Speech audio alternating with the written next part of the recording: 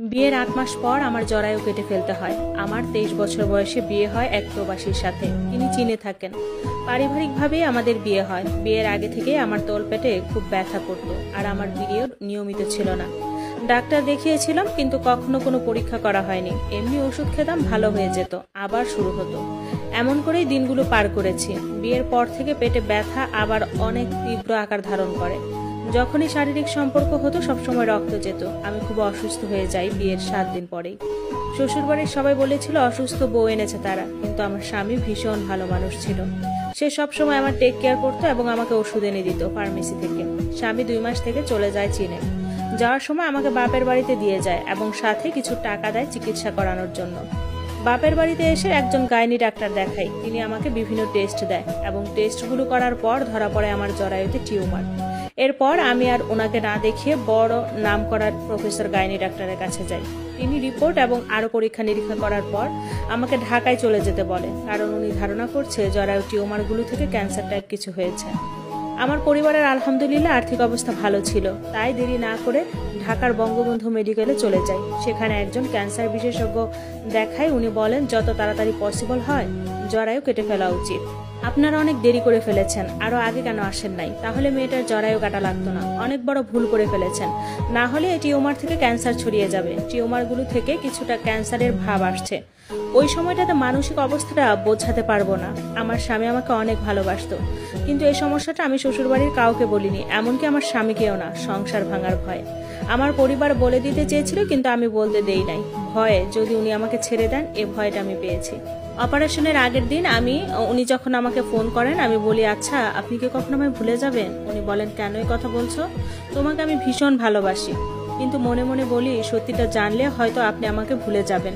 সেদিন রাতে নামাজরত অবস্থায় রবের দরবারে অনেক কান্নাকাটি করি। আল্লাহ, শুধু বলেছি আল্লাহ রে, মানুষটা যেন আমার জীবনে থাকে। পরের দিন অপারেশন হয়, আমার জরায়ু কেটে ফেলে দেয়।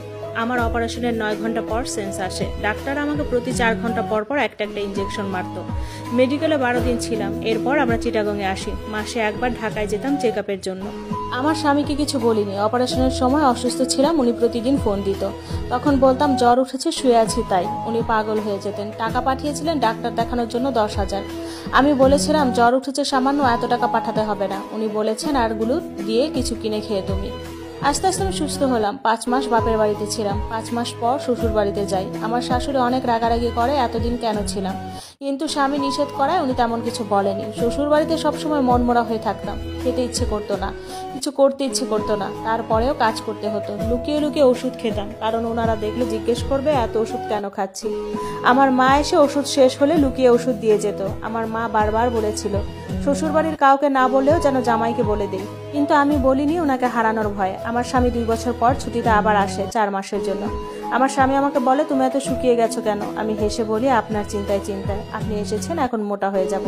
ওনার সাথে আমার শারীরিক সম্পর্ক করতে তেমন ইচ্ছে হতো না, কিন্তু কিছু বলতাম না। তারপরেও আমি খুব ভয় পেতাম। সুযোগ পেলে ওনাকে জড়িয়ে ধরতাম। সবসময় মনে হতো সত্যিটা জানলে হয়তো আমাকে ছেড়ে দিবেন। আমার শ্বশুরবাড়ির মানুষজন বলে বাচ্চা নিয়ে ফেলো। আমার স্বামীও চাইছিলেন একটা বাচ্চা হয়ে যাক। আমি চুপচাপ শুনতাম, কিছু বলতাম না, কারণ আমি তো জানি আমার জরায়ু নাই, বাচ্চা কোথা থেকে আসবে। এভাবে ৪ মাস শেষ হলে ওনার ছুটি শেষ হয়ে যায়, উনি চলে যান। আমার শাশুড়ি পিরিয়ড হয়েছে কিনা জিজ্ঞেস করলে মিথ্যা বলি পিরিয়ড হয়ে গিয়েছে।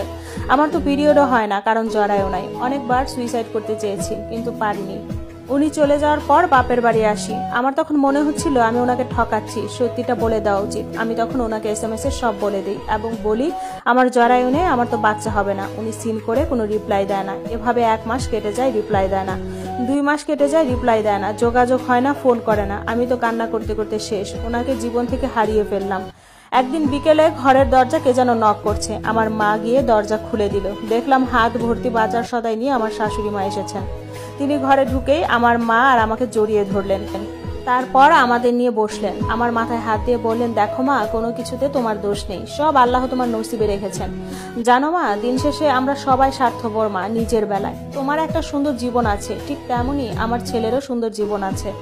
মা, জীবনে সংসার করতে হলে বাচ্চা কাচ্চাটা আসল। বেআইন আপনি বিচার করেন, আপনার ছেলের বউয়ের এমন হলে আপনি কি করতেন? বিচারটা আপনার উপর ছেড়ে দিলাম। এরপর আমার শাশুড়ি উঠে দাঁড়ালো এবং আমরা অনেক জোর করা সত্ত্বেও তিনি কিছু খেলেন না। আমার মা বললেন আপা তাহলে বাজার সদাইগুলো নিয়ে যান, কিন্তু তিনি নিলেন না, চলে গেলেন। আমার চোখের পানি বাঁধ মানে নাই। পরের দিন 3টা ভ্যান গাড়িতে আমার সব ফার্নিচার আর আমার জামা কাপড় এবং আমার 2 ভরি গহনা ফেরত দিলেন এবং বিকেলে ডিভোর্সের নোটিশ আসে। 3 মাস পর আমার ডিভোর্স হয়ে যায়। আমার এই জীবনে শুধু একটাই আফসোস, তিনি কি শেষবারের মতো আমার সাথে কথা বলতে পারলেন না। পরে অবশ্য জানতে পারি এসএমএস গুলো দেখার পরপরই আমার বাবাকে কল দেয় এবং আমার বাবা সব বলে দেয়। তিনি তার পরিবারকে জানায়। সংসার জীবন আমার এখানেই সমাপ্ত হয়। আমি বেঁচে থেকেও মরার মতো হয়ে গিয়েছিলাম। শুধু আফসোস করেছি যদি না বলতাম তাহলে হয়তো ওনার সাথে আরো কিছু বছর কাটাতে পারতাম। আবার এটাও ভেবেছি আমার নসিবে যা আছে তা হয়েছে, আমি কাউকে ঠকাইনি।